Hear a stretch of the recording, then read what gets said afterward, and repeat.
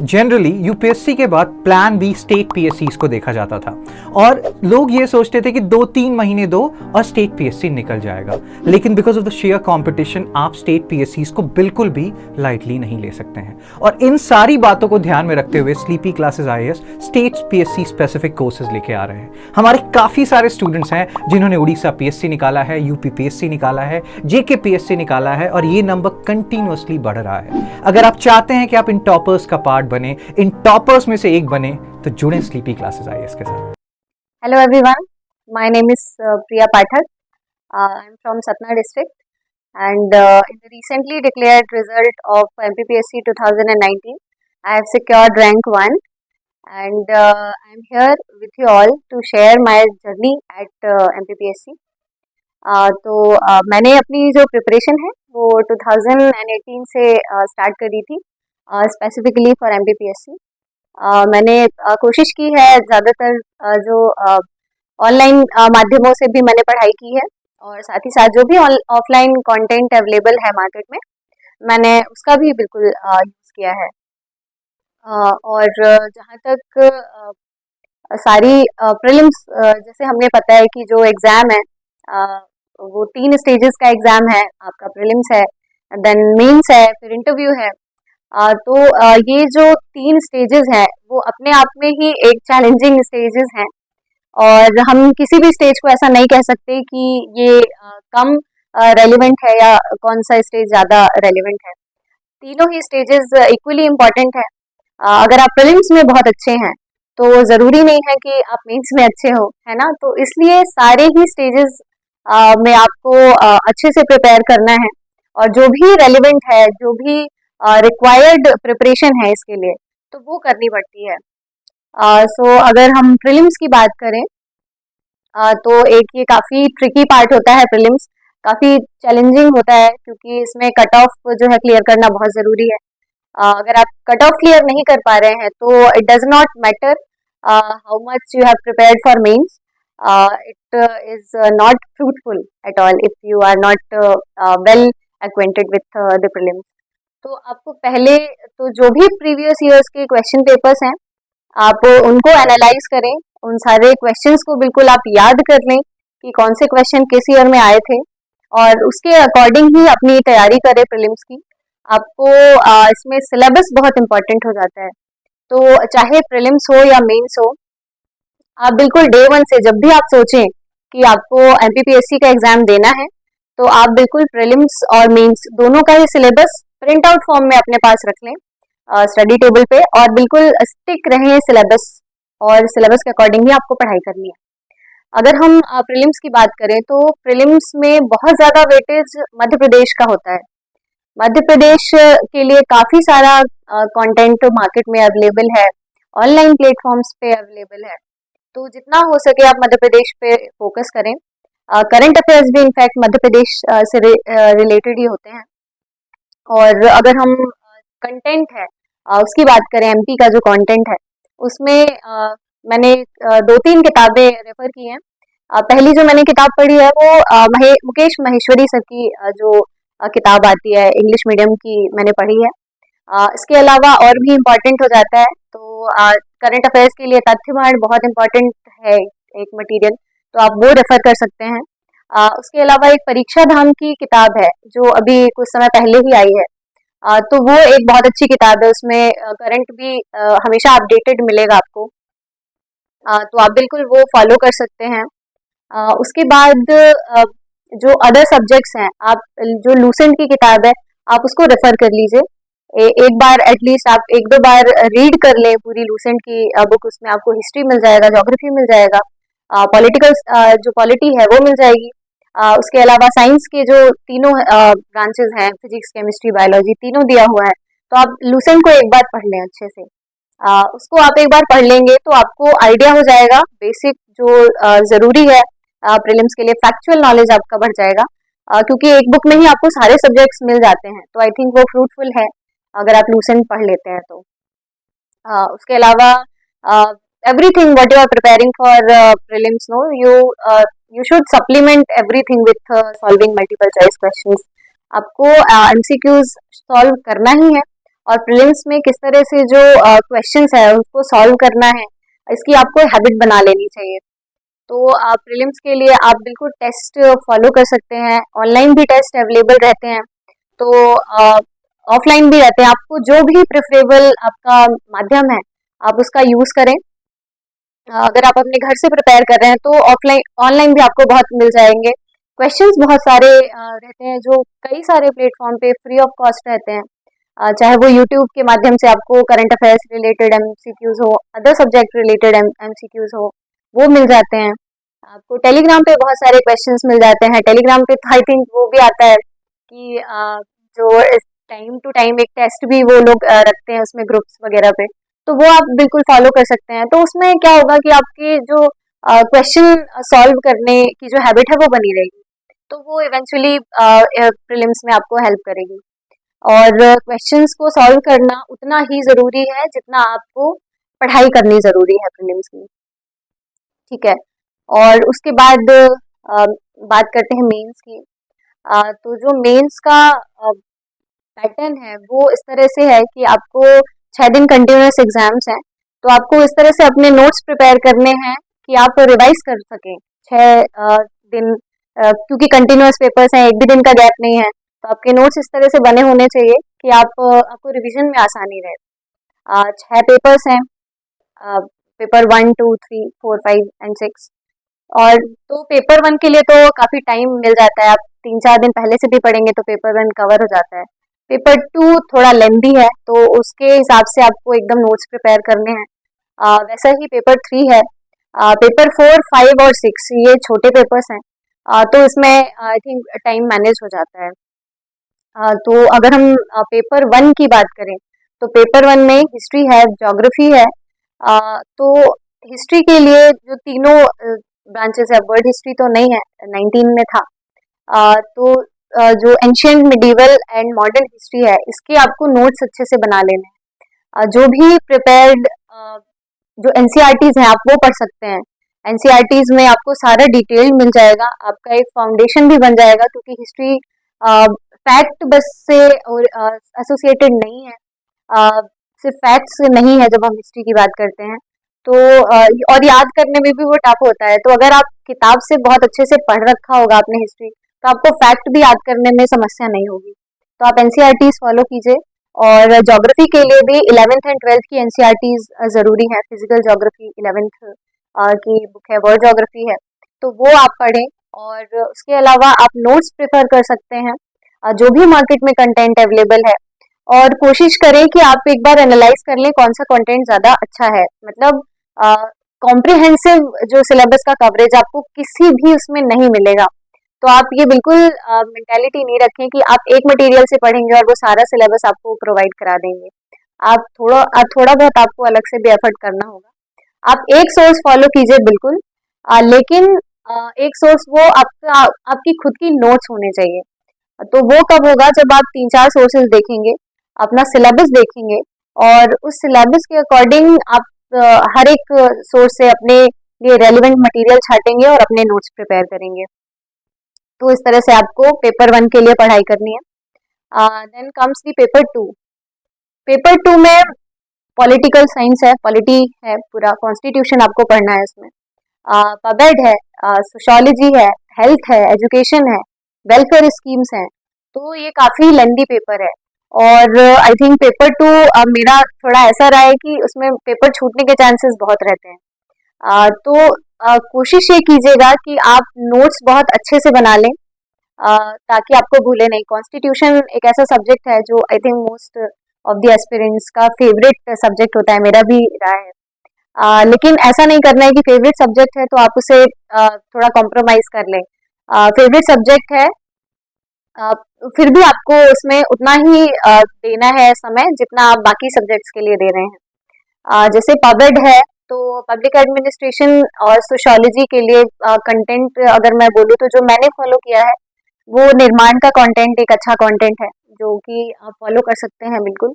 और उसमें थोड़ा रिपीटेटिव होता है, लेकिन आपको कवरेज मिल जाएगा सिलेबस का, और उसमें से फिर आपको रेलिवेंट जो क्वेश्चन की नीड्स के अकॉर्डिंग जो आपको कंटेंट निकालना है वहाँ से आप जो है वो निकाल सकते हैं और अपने लिए नोट्स प्रिपेयर कर सकते हैं।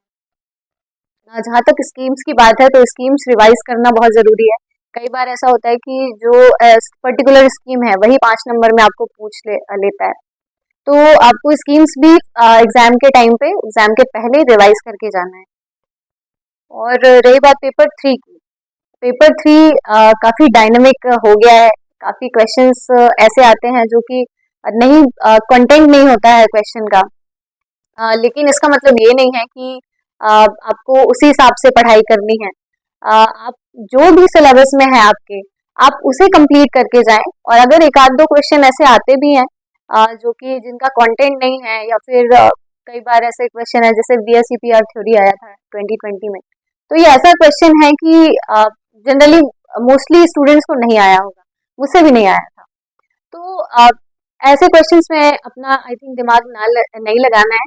जो भी सिलेबस है उसको आपको पूरा कवर करना है, और उससे बाहर जो भी जाता है तो वो कोई भी नहीं कर पाएगा, है ना। तो सिलेबस अगर आप ने कर रखा है तो आपको मोस्टली जो है पेपर जो है कवर हो जाएगा, आप पूरे क्वेश्चंस अटेम्प्ट कर पाएंगे। जो फिजिक्स है, केमिस्ट्री है और बायोलॉजी है, तो उसमें केमिस्ट्री और फिजिक्स का वेटेज थोड़ा है, तो फिजिक्स और केमिस्ट्री को थोड़ा आप अच्छे से पढ़ें।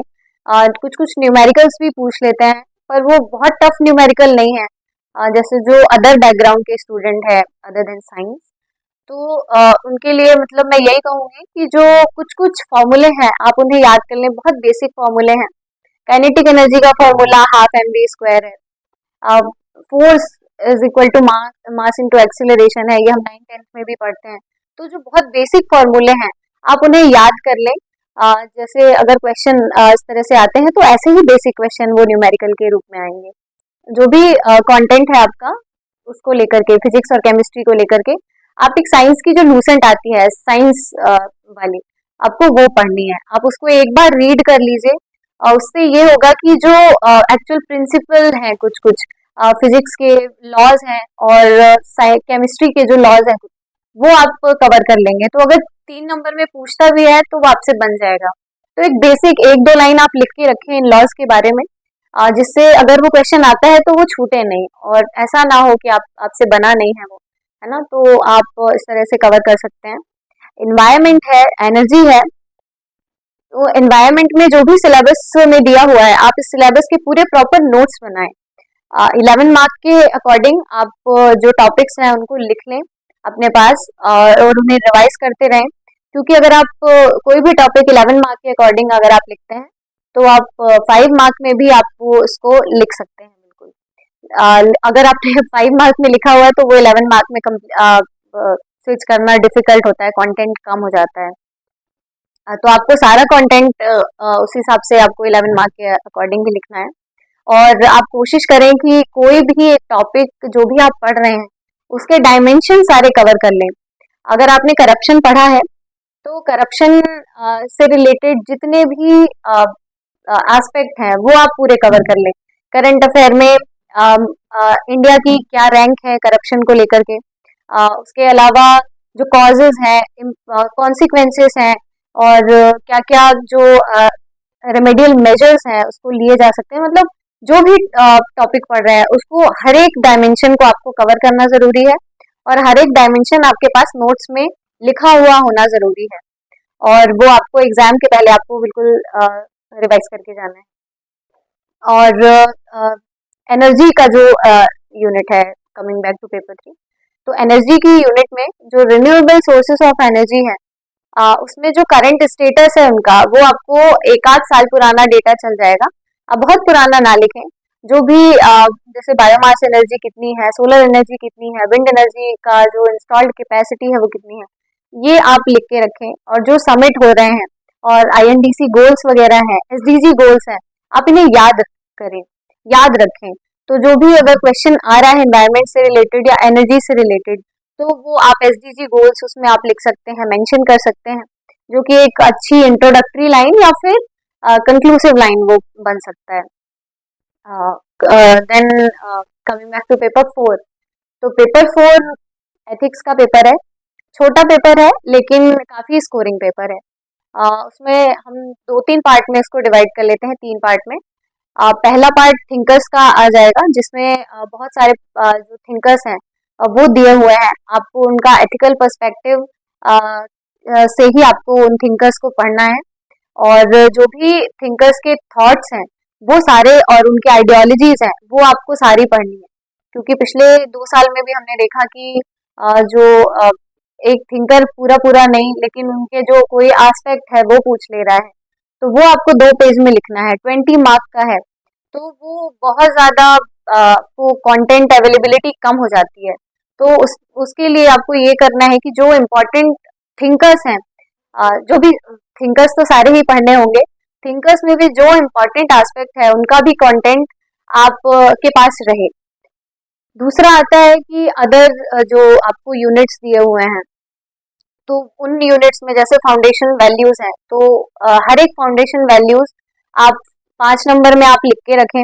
आप एथिक्स का कोई भी क्वेश्चन हो, आप कोटेशन से स्टार्ट कर सकते हैं। कोटेशन मुझे लगता है एक बहुत अच्छा एक माध्यम हो सकता है आपका इंट्रोडक्शन चालू करने के लिए। तो आप कोटेशंस कुछ कुछ याद रख लीजिए। स्वामी विवेकानंद के कोटेशंस हैं, महात्मा गांधी के हर एक फील्ड में जो है उनके कोटेशंस हैं, पीस को लेकर के है, और जो भी अदर वैल्यूज हैं, टॉलरेंस को लेकर के है, ट्रूथ नॉन वायलेंस को लेकर के है। तो इन सारे जो टॉपिक्स हैं इन पर उनके स्टेटमेंट्स हैं। मुझे याद है जब 19 का एथिक्स का पेपर था, उसमें there was a question related to corruption, and at that time जो Biden was the president elect. तो उनका शायद मैंने न्यूज़पेपर में कोई स्टेटमेंट पढ़ लिया था करप्शन से रिलेटेड। तो जब क्वेश्चन आया था तो मुझे वो स्टेटमेंट याद रह गया किसी कारणों की वजह से। तो वो जो स्टेटमेंट है उनका, वो मैंने मेंशन किया था। वो काफी नया स्टेटमेंट था। वैसे करप्शन के लिए तो हम बहुत सारे जो कोट हैं वो पढ़ते हैं, लेकिन वो मैंने उसमें लिख दिया था। और तो इस तरह से आप कोई भी कोटेशंस हैं, आप कोटेशंस उन्हें याद करें और उनको बार बार पढ़ें तो वो याद हो जाते हैं। और फिर कोई जो भी क्वेश्चन है, अगर वो कोटेशन उसमें आ पा रहा है तो आप बिल्कुल उसको डालें, और एक वो अच्छा जरिया है क्वेश्चन को शुरू करने का। उसके अलावा आती है केस स्टडीज। तो केस स्टडीज जो है बहुत सिंपल आती है, जो पिछले 2-3 सालों में हमने देखा, काफी सिंपल है केस स्टडी। तो इसमें आपको करना क्या है कि आपको एक राइटिंग पैटर्न डेवलप करना है केस स्टडी सॉल्व करने का। सॉल्व करने जितना नहीं आता है, लेकिन आपको एक टेक्निक डेवलप करनी है कि आपको केस स्टडी किस तरह से अटेम्प्ट करनी है। उसमें आप जैसे अगर कोई भी केस स्टडी सपोज दे रखी है, तो उसमें बहुत सारे लोग मेंशन होंगे, बहुत सारे इश्यूज होंगे। तो आप अपनी केस स्टडी बिल्कुल ऐसे स्टार्ट कर सकते हैं, the given case studies about this topic. और फिर आप स्टेक होल्डर्स जो भी इन्वॉल्व हैं उसमें केस स्टडी में, आप वो लिख सकते हैं। उसके अलावा आप इश्यूज जो जो दिए हुए हैं केस स्टडी में, फैक्ट्स ऑफ द केस, आप ये लिख सकते हैं। और आपको ज़्यादा स्पेस नहीं लेना है इसमें, क्योंकि स्पेस कम रहता है, जो क्वेश्चन है वही दिया हुआ होता है। तो आप केस स्टडी के बारे में बहुत सारा स्पेस नहीं ले सकते हैं। फिर आप क्वेश्चन में डायरेक्ट जंप कर जाएं और क्वेश्चन अटेम्प्ट करें, और थोड़ा सा आंसर जो पैटर्न है वो अपने अपने हिसाब से आप डेवलप करें, ताकि केस स्टडी में आपको मार्क्स मिल जाएं। देन देर इज पेपर 5 और पेपर 6, जो कि पेपर 5 हिंदी का है और 6 निबंध का। तो जैसे कुछ इंग्लिश मीडियम के स्टूडेंट्स हैं, मुझे मैसेज आता है कि हिंदी थोड़ा डिफिकल्ट होता है कवर करना, और निबंध भी बाइलिंगुअल नहीं है, हिंदी में ही लिखना है आपको निबंध भी। तो उसमें इम्पोर्टेंट ये है कि आप हिंदी और निबंध को लाइटली बिल्कुल ना लें। आपको उतना ही हिंदी में भी और निबंध में भी आपको एफर्ट करना है जितना आप बाकी सब्जेक्ट्स में एफर्ट्स कर रहे हैं। मुझसे बहुत सारे क्वेश्चंस होते हैं कि मैम प्रीलिम्स पढ़ें कि मेंस पढ़ें, कहाँ से तैयारी शुरू करें। तो मैंने जो प्रिपरेशन शुरू की है वो मेंस प्रिपरेशन से ही स्टार्ट की है। मैंने मेंस का जो सिलेबस है वो पूरा प्रिंट आउट करा के रखा हुआ था, और उस मेंस के ही सब्जेक्ट्स को मैंने पहले पढ़ा है। मेंस के मैंने नोट्स भी बनाए हैं, प्रीलिम्स का शुरू में कुछ भी नहीं किया है मैंने। और मेंस के लिए जो भी सब्जेक्ट्स हैं उनको मैंने ढूंढा, उसका कंटेंट जो भी मुझे मिला ऑनलाइन पे। और ऑनलाइन में काफ़ी सारे ऐसे प्लेटफॉर्म्स हैं जो आप यूज़ कर सकते हैं, फ्री ऑफ कॉस्ट होते हैं। आप जो है दृष्टि के आप देख सकते हैं चैनल पे, ऑनलाइन फ्री नोट्स रहते हैं। ओनली आईएएस जो है एक अच्छा प्लेटफॉर्म है। उसके अलावा सिविल सर्विसेज जो .com है, वो भी, वहाँ पे भी आपको फ्री कंटेंट मिल जाता है। आईएएस बाबा है, वहाँ पे भी मिल जाता है, कंटेंट भी मिल जाता है, आप वहाँ पे आंसर भी लिख सकते हैं। तो इस तरह के जो ऑनलाइन माध्यम है, आप वहाँ की भी हेल्प ले सकते हैं। तो वहाँ पे भी आपको मेंस का कंटेंट मिल जाएगा। और सिलेबस के अकॉर्डिंग ही आपको पढ़ना है, सिलेबस से हटके आप कोशिश करें कि शुरू में जो है, मतलब जैसे ही जब आपका एग्जाम आ रहा है, तो सिलेबस से हटना बिल्कुल नहीं है, उस पे ही स्टिक रहना है। और जहाँ तक मेरी बात है, तो मेंस का ही मैंने सिलेबस पहले कंप्लीट किया है। उसके बाद जैसे ही नोटिफिकेशन आया है प्रीलिम्स का, तो फिर मैंने मेंस की प्रिपरेशन छोड़ दी थी। मैंने फिर प्रीलिम्स का में ही फोकस किया है। और मैंने टेस्ट किए थे प्रीलिम्स के, बहुत सारे मॉक दिए हैं मैंने प्रीलिम्स के। करीब मैंने 40-50 मैंने टेस्ट लिखे होंगे, टेस्ट दिए होंगे, कैन बी मोर। तो बहुत सारे टेस्ट दिए हैं मैंने प्रीलिम्स के। काफ़ी जगह है जहाँ पे आप दे सकते हैं। अगर आप ऑफलाइन देना चाहते हैं, तो बहुत सारे इंस्टीट्यूशंस हैं। मैंने नरीन सर में, इंदौर पाटिल एकेडमी में मैंने दिए हैं टेस्ट, प्रीलिम्स के भी मेंस के भी मैंने दिए हैं। और चेतन मीरा में भी मैंने दिए हैं। और वहाँ पे मैंने मॉक इंटरव्यूज के लिए भी मैं गई हूँ। कई जगह पे आपको जहाँ पे भी आपको सूटेबल लग रहा है, आप ये ना देखिए कि कौन सी अच्छी है कौन सी नहीं है। आपको अपनी प्रैक्टिस से ज़्यादा आई थिंक कंसर्न होना चाहिए। आप जहाँ पे भी ज्वाइन करेंगे, आप अपनी प्रैक्टिस पे फोकस रखें। और आप अगर प्रैक्टिस प्रैक्टिस ही हमको करनी है, तो वो कहीं पे भी हो जाएगी, आप अगर सिंसियर है आप प्रिपरेशन को लेकर के। तो उसके अलावा कमिंग बैक टू पेपर 5, तो जो इंग्लिश मीडियम के स्टूडेंट्स हैं, वो फोकस करें कि हिंदी और निबंध है, उसको आप पहले से पढ़ें। ऐसा ना हो कि आप हिंदी, क्योंकि स्कोरिंग होता है, हिंदी भी स्कोरिंग है, निबंध भी स्कोरिंग है, एथिक्स भी बहुत स्कोरिंग है। तो आप ये इनको कॉम्प्रोमाइज नहीं करें इन सब्जेक्ट्स को। हिंदी आप बिल्कुल पढ़ें, शुरू से ही आप नोट्स प्रिपेयर करें हिंदी के। क्योंकि 19 में तो फिर भी ऑप्शंस अवेलेबल होते थे कि कौन से अटेम्प्ट करने हैं, आप छोड़ भी सकते हैं। लेकिन अब ऐसा नहीं है, आप जो भी क्वेश्चंस दिए हैं आपको उन सबको अटेम्प्ट करना है। और अगर नहीं आया तो वो आपको मार्क्स नहीं मिलेंगे। तो ऐसा ऑप्शन जैसी चीज़ नहीं है, तो आप अच्छे से प्रिपेयर करें। देन देयर इज पेपर 6, वो हिंदी में ही आपको करना है। तो मैंने जो किया था निबंध के लिए, तो मैंने प्रीवियस ईयर्स के जो क्वेश्चन पेपर्स थे, मैंने उन्हें देखा। उसमें जो भी मुझे कॉमन टॉपिक्स लगे, वो मैंने वहां से एक्सट्रैक्ट किए और उनको मैंने लिख लिख लिया था। तो इससे होता क्या है कि आपको एक जो डेवलप हो जाता है, जब आप लिखते हैं तो आप कंटेंट ढूंढते हैं, आप कई सारी जगह पे देखते हैं, तो उसमें क्या होता है कि आपको जो कीवर्ड्स है वो भी आप उससे थरो हो जाते हैं कि अच्छा, इंग्लिश में इसको ये कहते हैं, हिंदी में ट्रांसलेटेड ये होगा, है ना। तो आपको निबंध के लिए इस तरह से आपको पढ़ना ही है। जो भी ऐसे का कंटेंट है, वो आपको स्ट्रॉन्ग करना है। आपको पहले से कुछ ऐसे लिख के रखने हैं। जैसे मैंने एक पर्यावरण बहुत ही कॉमन है, और पर्यावरण में आपको क्लाइमेट चेंज भी आ जाता है, ग्लोबल वार्मिंग भी आ जाता है ना, क्लाइमेट एक्शन भी आ जाता है, एनर्जी भी आ जाता है। तो ये सारे टॉपिक्स मैंने लिख के रखे थे। उसके अलावा जो कुछ कुछ करंट में इवेंट होते हैं, जैसे G20 समिट है, एक इम्पॉर्टेंट समिट है। कोप 26 और 27 जो होते हैं, एवरी ईयर होता है। तो वो समिट है, आया हुआ, वो 2020 में भी आया हुआ क्वेश्चन है। तो ऐसे जो क्वेश्चंस हैं सारे, तो वो आते हैं और वो आप प्रिपेयर कर लीजिए उसको, ताकि क्योंकि आपको 4 पेपर अंग्रेजी में देने हैं, लेकिन हिंदी और जो निबंध है उसको तो आपको हिंदी में ही करना पड़ेगा। तो आपको प्रॉब्लम नहीं जाए ट्रांसलेशन में, इसलिए आप खुद पहले से ही लिख के रखें। तो उसमें होता क्या है कि जैसे कई बार ऐसा होता है कि जो कुछ कीवर्ड्स हैं, जैसे ग्लोबल वार्मिंग है सपोज, तो भूमंडलीय तापन आपको याद करने में समय नहीं लगना चाहिए। इन्वायरमेंट है, पर्यावरण में आपको टाइम नहीं लगना चाहिए, है ना। तो इस तरह के जो इम्पोर्टेंट कीवर्ड्स हैं, संविधान है, अनुच्छेद है, ये ऐसी वर्ड्स हैं, कीवर्ड्स हैं, जो आपको जितने अंग्रेजी में याद है उतने ही हिंदी में भी होने चाहिए, तभी आप निबंध का पेपर बहुत अच्छे तरीके से अटेम्प्ट कर पाएंगे। निबंध के लिए और जो थिंकर्स हैं उनके आप कोटेशंस याद कर लें, इम्पोर्टेंट टॉपिक्स के, जैसे राष्ट्रवाद है, भारतीय संस्कृति है, सभ्यता है, पर्यावरण पे बहुत सारे कोटेशंस हैं। तो ये कोटेशंस आप याद कर लें। भारतीय संस्कृति पे बहुत सारी कविताएं हैं, बहुत सारे ऐसे जो कवि हैं, साहित्यकार हैं, उनके स्टेटमेंट्स हैं, आप उनको याद कर लें, आप उन्हें लिख के रख लें।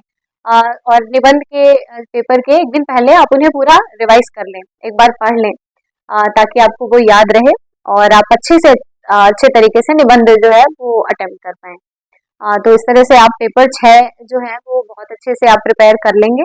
और जो जैसा हमें पता है कि 6 दिन बहुत हेक्टिक होता है, सारी चीजें रिवाइज करना मुश्किल होता है। आप ये फोकस ना रहे कि मुझे सारी चीजें रिवाइज करनी है, आपको पहले से आप कोशिश करें कि आप पहले से ही पढ़ रखा हो आपने सब, और उसके साथ में आपको रेस्ट करना भी उतना ही इम्पोर्टेंट है, हेल्थ का ध्यान रखना भी उतना ही इम्पोर्टेंट है उन 6 दिनों में।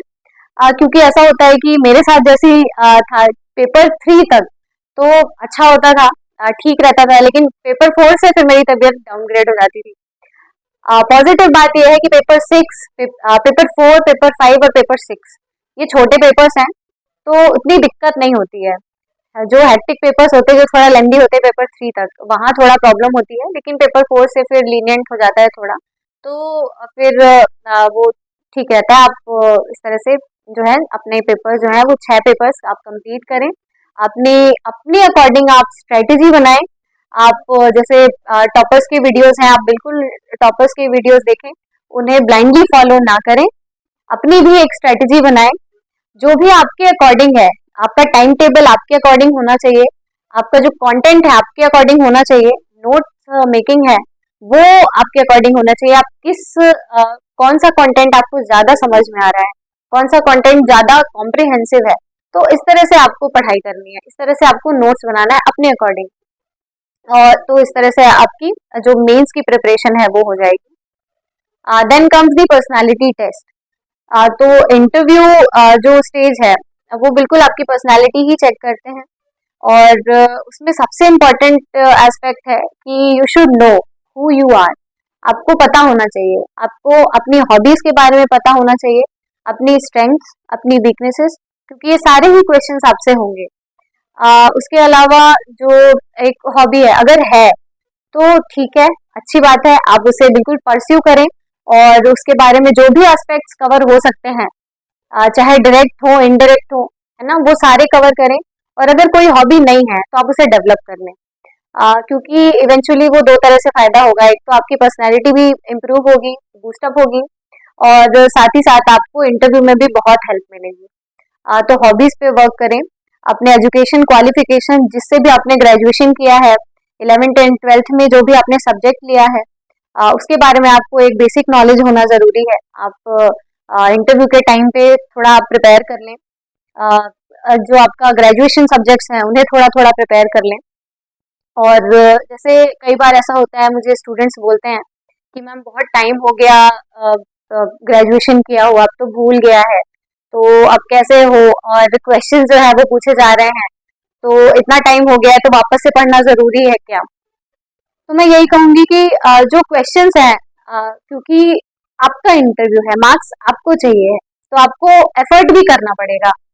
भले ही टाइम ज्यादा हो गया है, वो आपसे बहुत डीप में नहीं पूछेंगे, आपको एक बेसिक नॉलेज होना बहुत जरूरी है, क्योंकि आप एक सिविल सर्वेंट बनने जा रहे हैं, तो जो भी आपने एजुकेशन लिया है उसका बेसिक नॉलेज आपको है या नहीं, वो वही आपका वो टेस्ट करते हैं नॉर्मली। जनरली ये मेंस आप क्वालिफाई करके जाते हैं, तो वो तो उन्हें पता होता है कि आप एक सिंसियर स्टूडेंट है, तभी आप मेंस क्वालिफाई कर पाए हैं।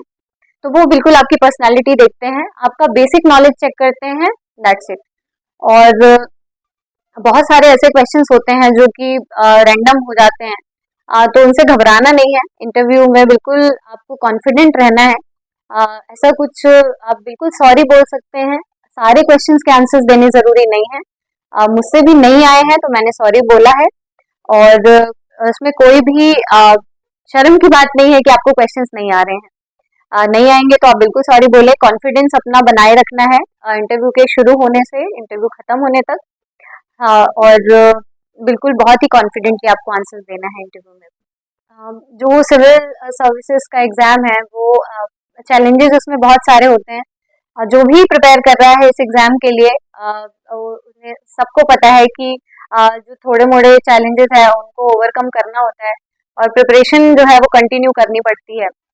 जैसे अगर मैं इस रिजल्ट की बात करूं तो जो 2019 का रिजल्ट है वो काफ़ी टाइम लग गया उसको आने में। बहुत टाइम टेकिंग प्रोसीजर था, बहुत ज़्यादा डिले हो गया। तो इसमें होता है कि आपको उतना ही पेशेंस भी बना के रखना होता है और उतना ही ट्रस्ट भी आपको खुद पे करना होगा कि आपने अगर अटेम्प्ट दिया है तो उसका रिजल्ट भी आएगा और आपको अगर आपने मेहनत की है तो बिल्कुल उस मेहनत का फल भी आपको मिलेगा। अगर मैं अपनी बात करूँ तो 2019 का जैसे रिजल्ट बहुत डिले हो गया, तो अब आप बैठ नहीं सकते हैं क्योंकि रिजल्ट नहीं आ रहा है। जब तक रिजल्ट नहीं आएगा, जब तक आप अपना नाम ना देख लें लिस्ट में, तब तक आपको रुकना नहीं है। जो 2019 का मेंस का रिजल्ट आ चुका था, उसके बाद हम सब इंटरव्यू के लिए प्रिपेयर कर रहे थे। काफी लग रहा था कि नहीं, अब इंटरव्यू बचा हुआ है और मुझे बिल्कुल नहीं आइडिया था कि रैंक वन आ जाएगा।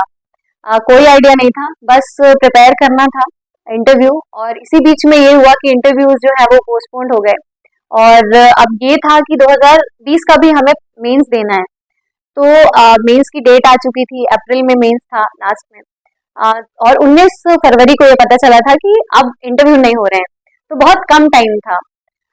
तो अगर आप इसको सोच लेंगे कि इंटरव्यू भी नहीं हुआ है, नेक्स्ट अटेम्प्ट में कैसे बैठे, तो आपको ये बिल्कुल दिमाग में नहीं रखना है कि कम टाइम है। आपके पास जितना अवेलेबल टाइम है आप उसको प्रॉपर अगर यूटिलाइज करेंगे तो भी आप अटेम्प्ट में बैठ सकते हैं और क्लियर कर सकते हैं। मैंने भी क्लियर किया है, जो 2020 का एग्जाम था उसमें मैं डीएसपी सिलेक्ट हुई थी। तो आपको रुकना नहीं है जब तक आप लिस्ट में अपना नाम ना देख लें। मुझे कोई आइडिया नहीं था कि जो 2019 का अटेम्प्ट है वो कैसा गया है, मेरा होगा भी या नहीं। श्योरिटी बिल्कुल नहीं रहती है। जो भी एग्जाम देते हैं वो सब सब जानते हैं कि अगर आप एग्जाम दे के आए हैं तो आप बिल्कुल नहीं कह सकते कि आप रैंक वन ले आएंगे, आपकी अच्छी रैंक आ जाएगी। मुझे नहीं पता था कि रैंक वन आएगा। मुझे बस होप थी कि अगर 2020 में कुछ टाइम की प्रिपरेशन में अगर मेरा डीएसपी पे सिलेक्शन हो सकता है, तो 19 में मेरी प्रिपरेशन अच्छी थी। तो हो सकता है कि मैं डीएसपी से मैं डेप्यूटी कलेक्टर बन जाऊं, लेकिन रैंक वन बिल्कुल भी अनएक्सपेक्टेड था। तो मैं यही कहूंगी कि अपने आप को इतना मोटिवेटेड रखना है, हार नहीं माननी है और जब तक ये जर्नी आपको खत्म नहीं करनी है, जब तक आप रिजल्ट अपना ना देख लें। एक बार आप रिजल्ट देखेंगे तो जो भी चैलेंजेस आपने फेस किए हैं वो सारे ही it they will all be worth it. आपको वो जर्नी खुद ही इंटरेस्टिंग लगने लगेगी एक बार अगर आप अपना रिजल्ट देख लेते हैं, तो अगर आप क्वालिफाई कर जाते हैं तो मैं यही कहूंगी लास्ट में कि आपको पेशेंस रखना है, होप रखनी है और अगर आपने अपने लिए कोई एक गोल सोच के रखा है तो उस पर निरंतर बढ़ना है और उस गोल को अचीव ही करना है। और फैमिली सपोर्ट यहाँ पे बहुत इंपॉर्टेंट होता है। अगर आपको ऐसा फील हो रहा है डिमोटिवेशन टाइप का, होता ही है क्योंकि ये जो स्टेट पीसीएस की जर्नी है वो बहुत लंबी होती है, रिजल्ट्स काफ़ी लेट हो जाते हैं किन्हीं कारणों से। तो आपको बिल्कुल आप अपने फ्रेंड्स का सहारा लें, अपने फैमिली का सहारा लें। फ्रेंड्स और फैमिली बहुत हेल्प करते हैं, आपके टीचर्स आपको मोटिवेटेड रखते हैं क्योंकि हम सेम पेस पे होते हैं, सेम जगह पे होते हैं जो भी तैयारी कर रहे हैं, तो सारे एक दूसरे का दुख दर्द बिल्कुल समझते हैं। तो आप बिल्कुल डिस्कस करें, आपको जो भी प्रॉब्लम हो रही है, जो भी स्ट्रेस हो रहा है, आप उसे डिस्कस करें, मन में ना रखें। तो वो आपको हेल्प करेगा, इनकरेज करेगा और बिल्कुल आप अगर निरंतर बढ़ते रहते हैं तो बिल्कुल आपको सफलता मिलती है। और wish you all the best to all the aspirants. आप बिल्कुल आगे बढ़ें, आप मेहनत करें, मेहनत से नहीं डरें, फेलियर से नहीं डरें, आप उसे ओवरकम करते हुए और मेहनत से आगे बढ़ें। Thank you so much.